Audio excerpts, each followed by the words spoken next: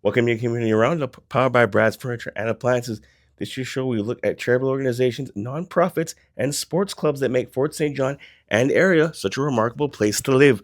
My name is Ed Hitchens, and I'm your host. And today we're at the Fort St. John and District Chamber of Commerce, and we're joined by the Executive Director, Tiffany Hetenyi. Tiffany, how you doing today? Nice to see you. I'm good. How are you doing? Oh, not doing too bad. I appreciate you taking the time to speak with me today. So, you just came into this position fairly recently, this year to be exact. Tell us how the transition has gone so far in getting accustomed to a new position.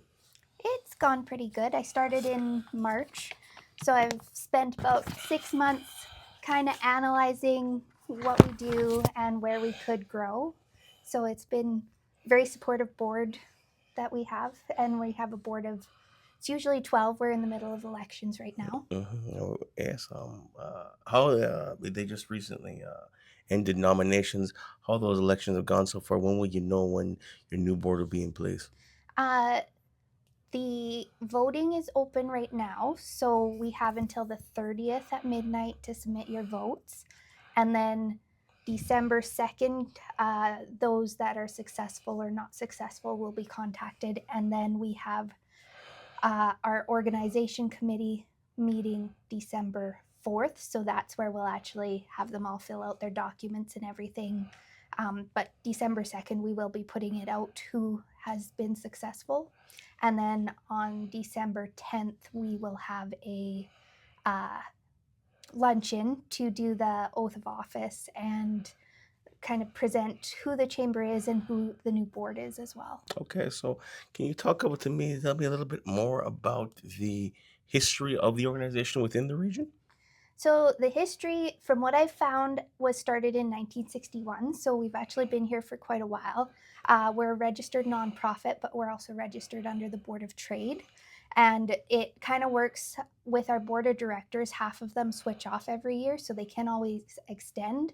But we're having terms up for half the board every year.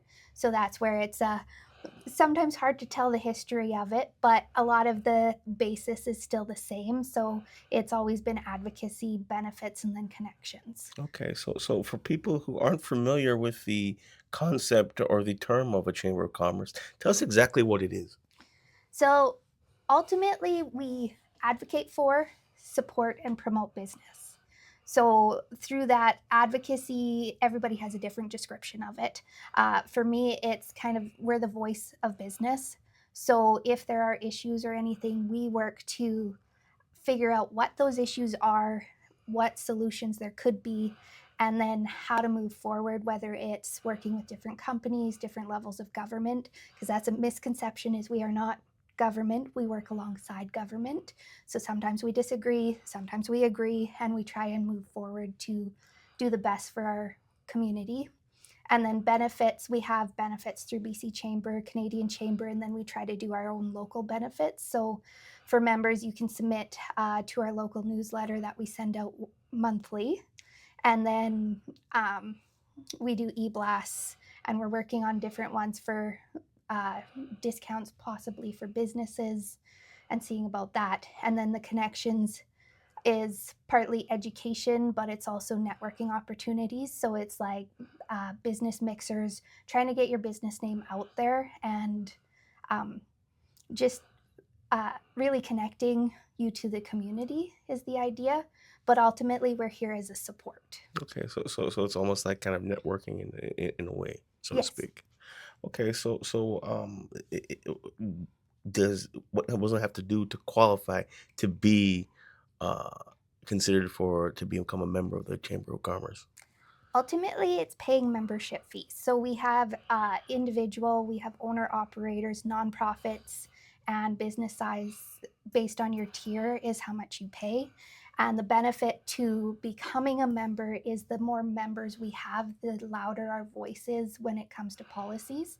So when I go down to BC Chamber and we discuss policies, I actually get a weighted vote based on how many members we have. So when we're representing the North or like Fort St. John and area, it's like this year I had 8 votes, where it's 1 vote per 50 members that you have. So the more votes you have, the more um, push you have to pass policies, and policies are basically things that have been identified that we want to take to government to try and change. Okay, such as what? Um, I guess the Taylor Bridge is a policy that's sitting there. We need to do more action to get it moved along, but that is a policy that has been passed by the BC Chamber. So we have the support of all of the chambers behind us for BC, but it's how do you move it forward? And the idea behind that is the BC Chamber takes it up to their levels of government, but we need to work alongside our municipal, our MPs, our MLAs, and try and get everybody on board to try and influence a change. Okay, all right. Since you come into this new position, what kind of challenges have you had in promoting or trying to further along Chamber of Commerce's message? I guess some of it is the registration for events, which it sounds like a lot of people are suffering for registration for events, depending on what it is. I guess feedback as well. I know it comes off a little bit as sales pitchy when I show up at locations and I want your feedback. It is ultimately, I want to support all business. Like we do a lot for members, but it's also supporting the entire economy for the North Peace. So, for individuals who aren't aware of how they can help you, or groups that aren't aware how they can help you, how can they go about helping you and assisting the Chamber of Commerce in promoting its message? Uh, I'd say kind of learning who we are, and that's the idea behind the December 10th luncheon is to get our name out there. I've been doing a lot of business walks to promote what we are, but ultimately I need feedback of what the community needs. Okay, all right. You have several events coming up in December. Besides the luncheon, you mentioned that one of the key things was the Shop Local Challenge. Tell us about what that is, and how can people get involved? So we're working with the city of Fort St. John on a shop local contest. So this is you go to participating businesses and you get your name entered for purchases into a draw. I think there's three $100 gift cards. So at the end of it, you can either drop off your ballot to the visitor center, or some businesses might just have you leave it there and they'll drop it off.